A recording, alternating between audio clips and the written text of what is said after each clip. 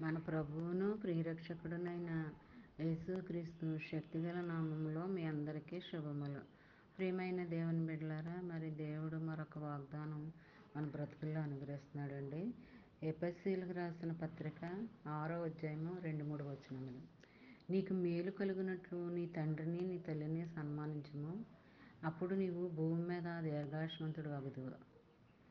మరి ఈ వాగ్దానంలో మరి తల్లిని ఎప్పుడు కూడా విడిచిపెట్టొద్దు అంటున్నాడండి.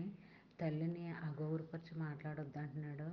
మరి నువ్వు ఈ భూమి మీద మేలుకరంగా, దీవెనకరంగా, ఆశీర్వాదకరంగా ఉండాలి అంటే నువ్వు తల్లిదండ్రులను బాగా చూడాలి, నువ్వు తల్లిదండ్రులను ప్రేమించాలి, నువ్వు తల్లిదండ్రులను గౌరవించాలి.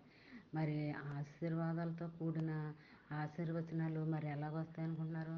ఫస్ట్ తల్లిదండ్రులను ప్రేమించాలి, తర్వాత భార్యను ప్రేమించాలి, తర్వాత బిడ్డలను ప్రేమించాలి. ఇలాగా వరుస క్రమంలో అందరినీ ప్రేమించుకుంటూ ఉండాలని ఆయన ఆజ్ఞ.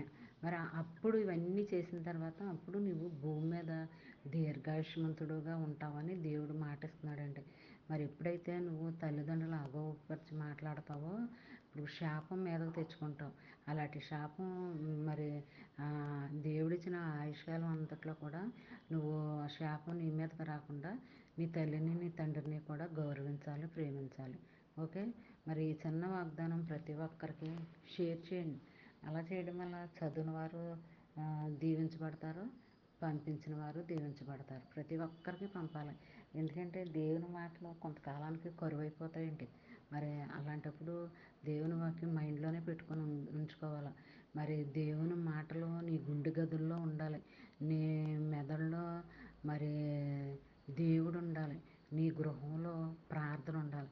ఈ రకంగా నువ్వు నడుచుకుంటూ వెళ్తే దేవుడు నీకు ఎంతగానో మేలుకరంగా ఉంటాడు. ఆశీర్వాదాలు నీ పట్ల, నీ కుటుంబం పట్ల, నీ బిడ్డల పట్ల దేవుడు కుమ్మరిస్తూనే ఉంటాడు. ఎప్పటికీ ఆగవండి అవి.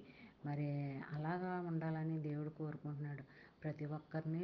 మరి తల్లిదండ్రులు అనే వాళ్ళని ఎవరైనా సరే అది ఎలాంటి స్థితిలో ఉన్నా సరే వాళ్ళని ప్రేమించాలండి. ప్రేమించాలి, ఆదుకోవాలి, ఆదరించాలి. మరి అలా చూసినట్లయితే దేవుని దృష్టిలో నువ్వు ఎంతో గొప్పవాడుగా, యోగ్యుడుగా ఉంటావు. అప్పుడే నేను భూమి మీద దీర్ఘాయుష్మంతుడుగా నిన్ను చేస్తాడు. మరి అలాంటి స్థితి నువ్వు కలిగి ఉండాలని, మేమందరం కలిగి ఉండాలని కోరుకుంటూ గాడ్ బ్లెస్.